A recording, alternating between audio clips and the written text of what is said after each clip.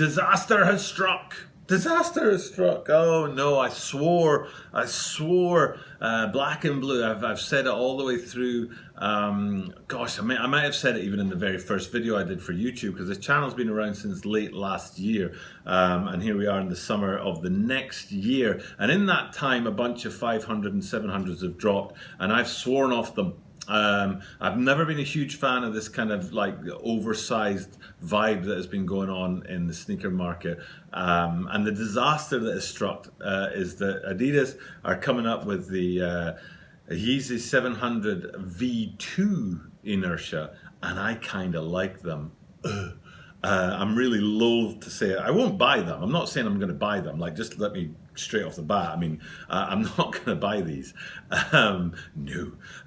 So I'm not like, it's not like I love them or anything like that. You know what I mean? And in fact, let me take my shoe off right here. This is the Adidas Ultra Boost Uncaged Parlay. I love this shoe. I love Uncaged. I have 3 pairs of Uncaged, Adidas Uncaged. My all-time favorite shoe is the Chinese New Year Uncaged. So that's my passion for those, and I have a few of them. And that's not, I'm not saying I'm up there. You know what I mean? I'm not saying these V2 Inertias are up there in my estimation, but they are probably, they're probably my favorite granddad shoe, or oversized shoe, or whatever you want to call them, that's dropped so far. So at least, you know, in trajectory terms, I'm moving towards a place where I might actually buy one of these shoes one day. But that's not what I'm here to do. What I'm here to do is to bring you reviews and upcoming releases and sneaker news. And I do review shoes that I don't particularly like myself, and I am very honest about my reviews. So it's not a problem for me when a shoe isn't grail status for me to review it for the channel. And that's why I can bring you today the Adidas Yeezy Boost 700 V2 Inertia.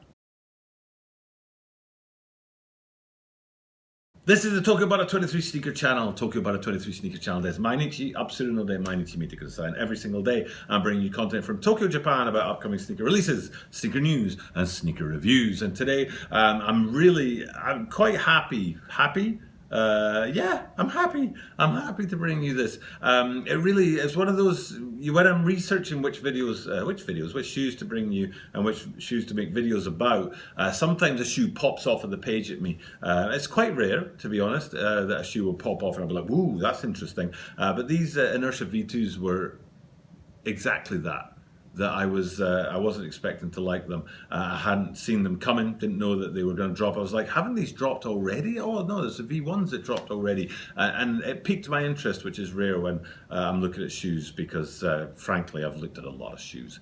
So it's unusual for a shoe to sort of be up there and sort of like, oh, that's interesting. So I'm happy to bring that to you today. But before we do that, this is a YouTube channel, and to help a YouTube channel grow, you hitting the subscribe button is a big deal. So please do hit that subscribe button down below. And if you have already hit the subscribe button down below, thanks, I appreciate it very much. Helping the channel grow is a worthy, noble thing to do, and thank you for your support, and I appreciate you for doing that. Thanks for clicking the subscribe button. And as I am here in Tokyo, Japan, I always say in Japanese at the start of my videos, 登録お願いします。ぜひ登録お願いします。まだもう登録してくれた方ありがとうございます。感動しますので、本当にありがとうございます。感謝します。Okay, so let's have a look at this sneaker. So like I said, somehow behind me I'll be showing you this. I don't think official images have dropped yet to show which makes it hard for me to compare the V1 and the V2s. But for now, let's stick up a picture of the V1s. And if you guys can memorize what the V1s look like behind me here, there's a couple of hits on there that are important to note. The mesh suede leather upper in that kind of baby white, not baby white, baby blue colorway, round about the heel area of the midsole, that hit of orange in there, and then the way the midsole sort of I don't know, it's got interesting patterning on there. Also around about the heel section, there's a couple of little interesting details there, so that when I go pop and bring up the V2s, you can see for yourself some of the similarities and the differences between the two. Mostly similarities, not many differences. Whenever I do a Foamposite, Nike Air Foamposite review, I'm always quick to tell you the difference between a Foamposite 1 and a Foamposite Pro, where the Foamposite 1 doesn't have any branding on the lateral side, whereas a Foamposite Pro has a swoosh. And in the case of V1s and V2s from the 700s, I do like to tell you that